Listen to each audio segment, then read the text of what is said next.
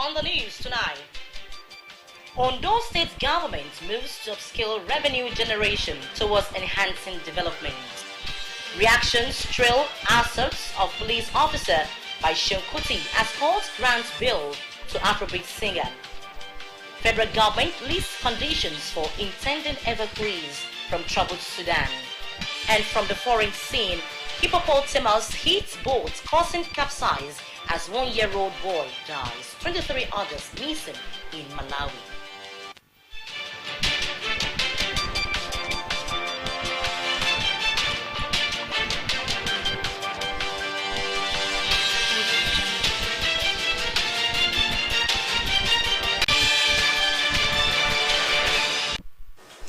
Thank you very much for joining us tonight on the news on Osrc television. I am Oyewumi Ayinigbara.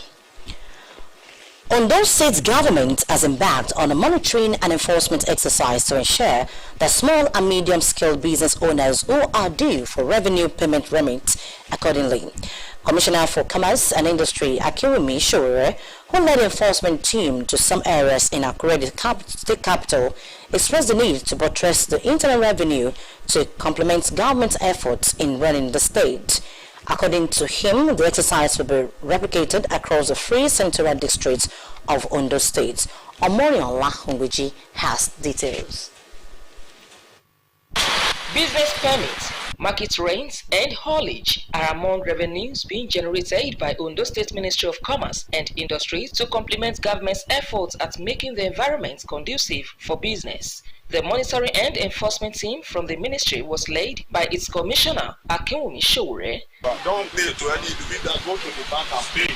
Arakale Axis and Isekon Market are the major areas visited, with the commissioner moving from one shop to another, enforcing payments of the amounts due by traders. According to Mr. Shore, necessary strategies have been adopted, like granting enough time in accordance with the provisions of law, placement of media announcements as a reminder for the payment, as well as constant sensitization of the importance of early payments. Before this enforcement, we have discovered they have not paid willingly. And after the payment advice have been issued, very many of them have not complied. And that is the essence of today's activities. We are coming out to make sure that they are able to, we have the hope. And after today, since they have seen us on the street, they will now rush to go and start paying. They promised the small and medium business owners of conducive environments by Ondo State government for their businesses to thrive. From today, our officers will divide ourselves into various groups from both the southern, the northern and the central district of the state for enforcement, so that we can drive in our revenues. Some of the traders promised to pay, but pleaded for a reduction. Last year we paid 5,000 naira. So this year, at least it's supposed to be 7,000 naira. The 10,000 naira they are giving me is too much for it. The assessment that they give to me, 20,000 for business premises, is okay. But my advice to Ondo State people is that, especially government, people in government, we people that are selling electrical parts, we have a government project which we would like them to be buying from us. Meanwhile, the enforcement team confirmed that the amount being paid is stipulated by law. Omoriola Hungwiji, Osrc News. Reactions have continued to trail the action of Kuti, a popular Afrobeat singer and son of legendary musician Fela Anikulapo Kuti, over his assault on police officer. A trending video of the musician, which surfaced online, showed him shouting angrily at a policeman and slapping him in the process. Osrc's Saeed Arabisala reports that some Nigerians, including legal practitioners, want further investigation and prosecution of the incident to serve as deterrent to others who may want to demean officers in uniform. A video showing Kuti, Afrobeat musician and son of Fela Anikulapo Kuti, verbally and physically assaulting a police officer has since gone viral. From the incident, which took place on the 3rd Mainland Bridge, Lagos, an angry Seun can be seen shouting at a policeman, pushing and slapping him. This scene has, however, generated diverse reactions among Nigerians, even though the circumstances surrounding the incidents remain unsubstantiated. According to a public affairs analyst, Adiola Imani, the action, which is described as a disappointment, is a portrayal that Nigerians are exploitative once they perceive having an advantage in any situation. For me, initially it was a disappointment. And I was more disappointed when he now released another Instagram video boasting that he could do that because he's from Fela dynasty. I think that was pushing his luck too far. That cannot be taken anywhere. I think we Nigerians, we want the change that we don't want to be. We want everything to change except us. So we want things to be done. We want things to be done right, but we do not want to do the right thing. So I think largely Nigerians, we are only civil to the extent we can complain about civility of others, police brutality, but then we are also waiting for our turn to brutalize another person if we have the same opportunity. So it's not about police, it's no longer about police or paramilitary or any official. It's everybody who has the opportunity to do. Even you see a tout who wants to take advantage or intimidate or brutalize the other person because he feels he has the streets. So I think that was what made out that day. And I appreciate the fact that the law enforcement agents had to sink into action and to do the, they let him face the course of justice. Because of the respect for the family, and I'm sure he should be regretting his actions by now. But then I feel people should learn to do the right thing, and people should learn to realize there are consequences for every action. For a legal practitioner, Kule Jalano, the incident, which is not only an assault on the officer, but on Nigeria, must be appropriately prosecuted. It's one of the vices, what I call moral decadency in the society. It is not just an assault to the individual police officer, it's an assault to Nigeria as a nation, because it is nothing but an assault to constituted authority. Anybody in a uniform is Nigeria as a country, is representing the country. That uniform is the logo of Nigeria. So for you, either you are drunk or you are being carried away by one thing or the other. To have done that to a police officer is nothing but an assault to Nigeria as a nation. And I know as a father that the law frowned at it. By now, Mr. Shimkuti will have been regretting his action. Another lawyer, Mr. Adedamola Ambikemo, noted that the incident must serve as a deterrent to others who do not accord due respect to officers in uniform. I want to oppress the police officer. In as much as the Human Rights Society, we say, okay, police are not friends, they are too harsh on people, and they are not friendly. That one does not confer the power on Shehu Kuti to confront an officer in uniform. It's an assault on the nation. For you to confront an officer in uniform, you have assaulted the republic. That's the gist of it. As a result of the ongoing reform in the Nigeria police force, several officers found culpable have been duly sanctioned, with some demoted or dismissed. The respondents advised Nigerians to explore laid-down mechanism for complaint should any officer in uniform be found wanting, just as the authority must look to continually improve professionalism among officers. The musician in the video had alleged threats to his life and that of his family, subsequently saying he has ample evidence to prove the matter. Mr. Shehu has since turned himself into the police authority following the Inspector General of Police's order for his arrest. Sahid Aribisala, Osrc News. Meanwhile, a magistrate court in Yaba has granted bail to Afrobeat musician Shehu Kuti. The defendant was expected to produce two sureties who own landed properties in Lagos State. Magistrate Adiola Latubosun also ordered police to complete their investigation within 48 hours. Shehu was charged with assault on a police officer, an offense contrary to Section 356 of the Criminal Code Act. Minister of Justice and Attorney General of the Federation, Abubakar Malami, has inaugurated the Legal Practitioners Remuneration Committee, LPRC, headed by Attorney General of Lagos State, Muyosore Onigbanjo. The committee was urged to consider the plight of younger lawyers as part of its deliberations. The event also witnessed inauguration of General Counsel of the Bar in Abuja. LPRC, established by the Legal Practitioners Act, is to, among other things, regulate and standardize remuneration of professionals in Nigeria. Manami said the committee has a responsibility to critically review the scale of charges, taking into consideration prevailing challenges and experiences by attorneys as well as the nation's current economic realities. Onigbanjo, who heads the committee, noted that a standardized scale of legal services would be beneficial to lawyers and clients. The federal government has listed conditions to be met for new evacuees who only recently availed themselves to be removed from Warren, Sudan. Nigerians in Diaspora Commission spokesperson Abdurrahman Balogun made this known while disclosing the government's effort in trying to rescue Nigerians still stranded in Sudan.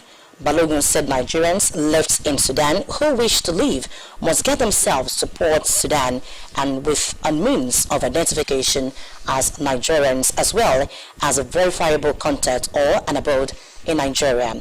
A total of 2,518 Nigerians evacuees have arrived in Nigeria on 15 flights from Sudan. The federal government has approved over 19 billion naira for the training of 50,000 non-graduate Empower beneficiaries and the procurement of taxiway lighting system in the Port Harcourt, Lagos and Abuja airports. The sum also covers consultancy services for the Dandin Kowa 40 megawatt power project in Gombe State and the furnishing of the 10th state quarters of the Nigerian Maritime Administration and Safety Agency located in Lagos. Minister of Humanitarian Affairs, Social Development and Disaster Management, Sadiya Farouk, and our counterpart in the Ministries of Aviation, Education and Water Resources, reviewed after the Federal Executive Council extraordinary meeting presided over by Vice President Yemi Oshibajo at the State House, Abuja. Farouk added that the Council approved a policy of the homegrown school feeding program, an initiative, she said, has reduced the number of out-of-school children nationwide. She noted that the program has provided significant socio-economic relief to poor and vulnerable households, encouraging them to allow their children to attend schools. The Liquefied Petroleum Gas Retailers Group LPGAR has raised the alarm over the influx of standard cylinders and cooking gas with high propane content in circulation. Immediate past chairman of LPGAR, Chika Umudu, raised the alarm in Lagos. Umudu lamented that Standard Organization of Nigeria (SON) appears not to have a clear understanding of what is happening in the industry in terms of the standard of cylinders, accessories, and equipment in circulation. Mr. Umudu advised SON to adopt some measures of informal approach to its regulation on cylinders, accessories, and equipment. He maintained that a well-regulated retail system will improve safety while the end users will also be safe. Motorists have again been cautioned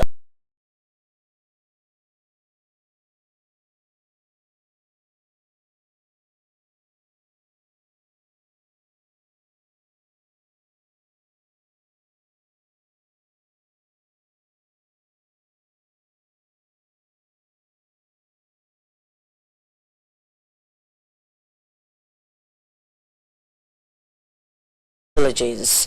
While giving a breakdown of death and the injured between the first quarter of 2022 and the first quarter of 2023, the FRSC boss urged motorists to ensure that their vehicles are always in good condition before applying the roads. It said the command will begin to clamp down on vehicles with excess smoke emission and other mechanical deficiencies, adding that the move will be backed up with a mobile court. Sonala appealed to everyone to handle road safety with the seriousness it deserves. The federal government says over 13 trillion was spent on subsidy payment in 16 years between 2005 and 2021. The Secretary to the Government of the Federation, Boss Mustafa, stated this in Abuja during the launch of the 2022-2026 Strategic Plan of the Nigeria Extractive Industries Transparency Initiative, NEITI. According to him, the figure could have been more in financial terms, an opportunity cost to the nation if some cost-cutting measures had not been put in place. He said the government is following the debates around subsidy removal by the citizens, some of which include the need to fix the nation's refineries and the creation of feasible safety net programs to reduce the impact on the poor and vulnerable in society, especially workers. Mustafa commended the Buhari administration for doing well in managing the subsidy burden in spite of the complex challenges it has posed to the economy over these years, putting at the forefront of its considerations the welfare and needs of the average Nigerian. The 876 billion naira 2023 budget for the Niger Delta Development Commission (NDDC) has been passed by the Senate after a thorough debate that tends to bring out the impact of the Commission on the people of Niger Delta region in past years.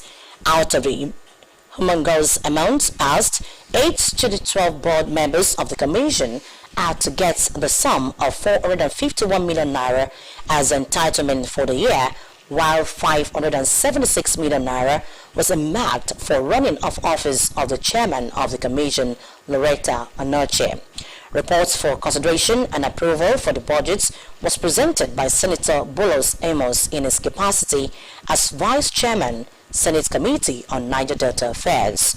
In his remarks after passage of the budget, President of the Senate, Ahmed Lawan, said the exercise was very expedient in order not to let the people of the region suffer from further delays. The federal government has described as unworkable a bill currently being considered by the National Assembly seeking the restrict to the migration of Nigerian doctors to climes perceived to be greener pastures. Minister of Labour and Employment Chris Ngige revealed this after extraordinary Federal Executive Council meeting at the State House, Abuja.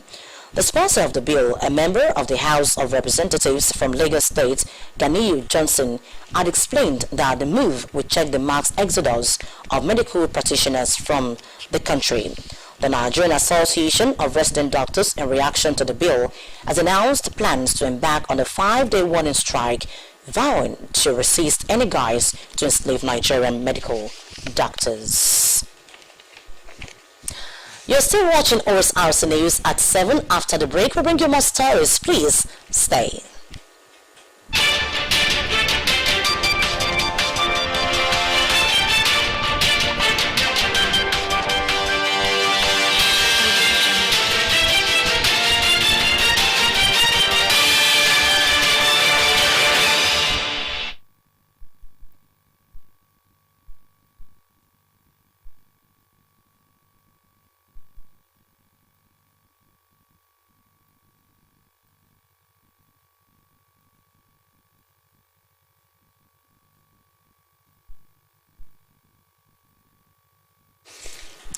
Glad to know you are still watching. You can watch us live on our website www.osrc.ng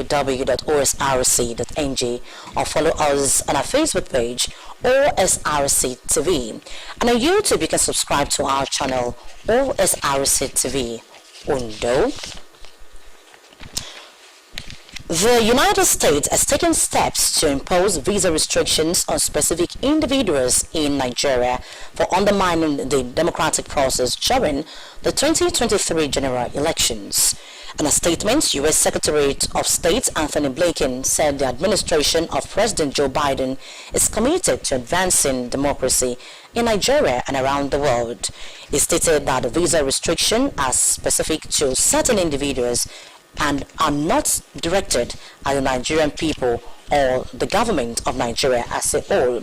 Blinken explained that the individuals will be subjected to restrictions of visas to the United States under a policy covering those believed to be responsible for or complicit in undermining democracy. However, the U.S. government did not mention any of the individuals or groups of persons perceived to have undermined Nigeria's 2023 polls. And the United States of America has accused Nigeria of severe violations of religious freedom. This was contained in the annual report of the U.S. Commission of International Religious Freedom published in April 2023. The Commission stated that the criminal activity and violent armed group incidents impacting religious freedom have worsened. It noted that the rampant violence and atrocities across Nigeria continue to impact freedom of religion or belief, including militant Islamist violence, mob violence, criminal, political, and vigilante violence impacting worship. Police in Ebonyi State have announced that the arrest of suspects in connection with the murder of late Eze Christopher Ewa, the traditional ruler of the Umwe Zoha community in Ebonyi State.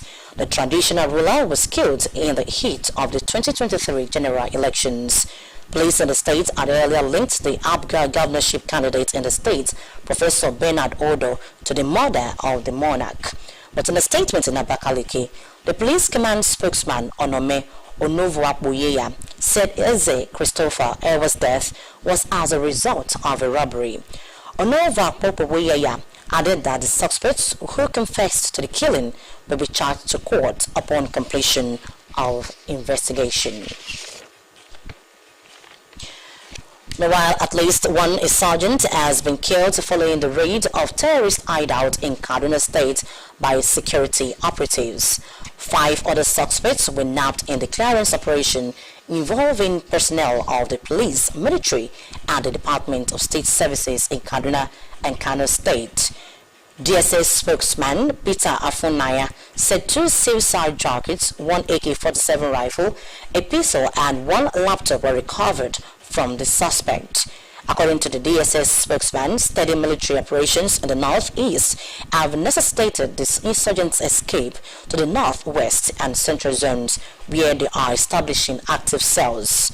He commended the military and police for their resilience and support, which led to the success of the operation. President Muhammadu Buhari has returned to Abuja after attending the coronation of King Charles III in the United Kingdom. The president's aircraft, which landed this evening at Nnamdi Azikiwe International Airport in Abuja, had departed the nation's capital on the 3rd for the ceremony, which took place on the 6th of this month. President Buhari was scheduled to return to the country after the coronation ceremony in London, but his spokesman Femi Adesina announced an extension of his stay in the UK by a week on the advice of his dentists.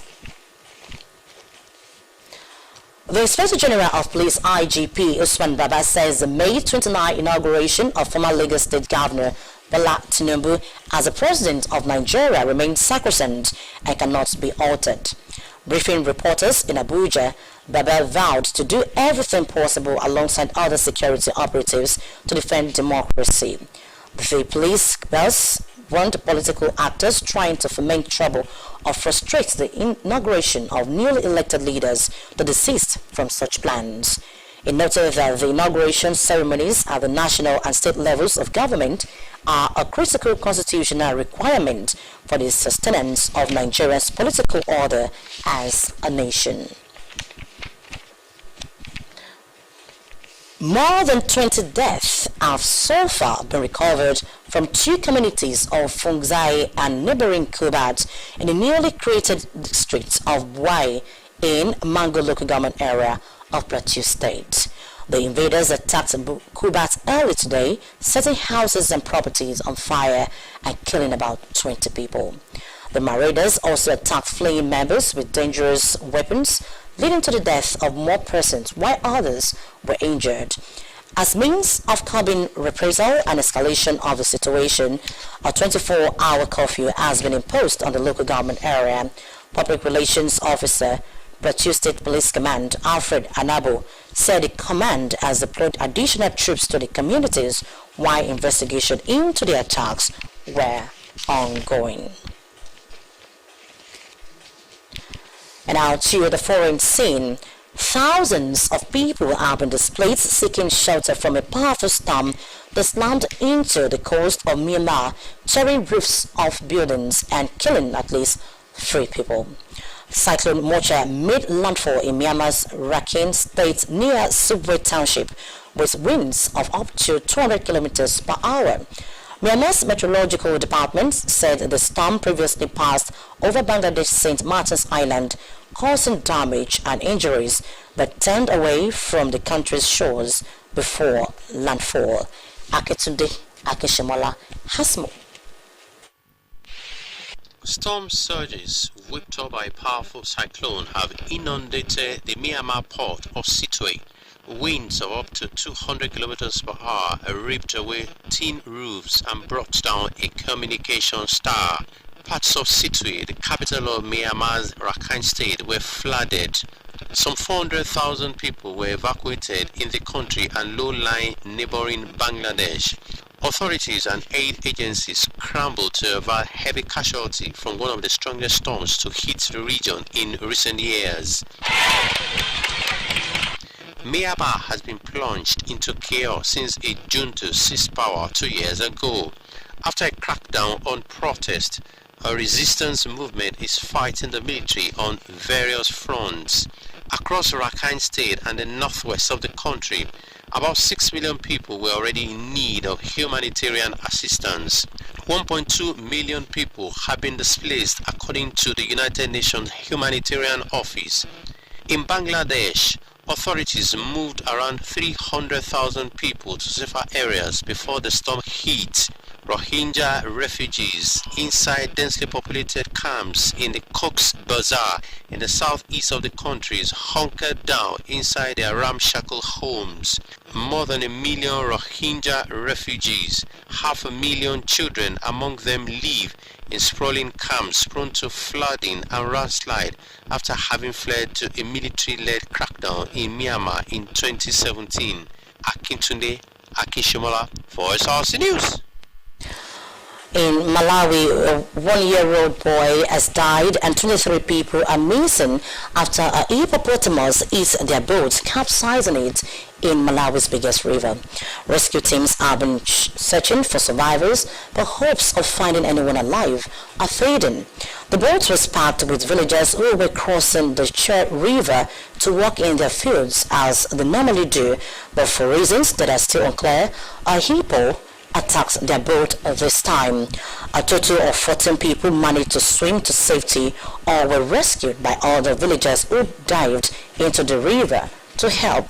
Body of the only child in the boat was recovered by the police maritime unit when it arrived to carry out rescue and search operations. And with that, we conclude the news tonight, but before we go, a quick look at the top stories. Ondo State government has embarked on a monitoring and enforcement exercise to upscale revenue generation towards enhancing development. Reactions trail assaults of police officer in Lagos by Seun Kuti, even as a magistrate court has granted bail to the Afrobeat singer. The federal government has listed conditions for intending evacuees from troubled Sudan.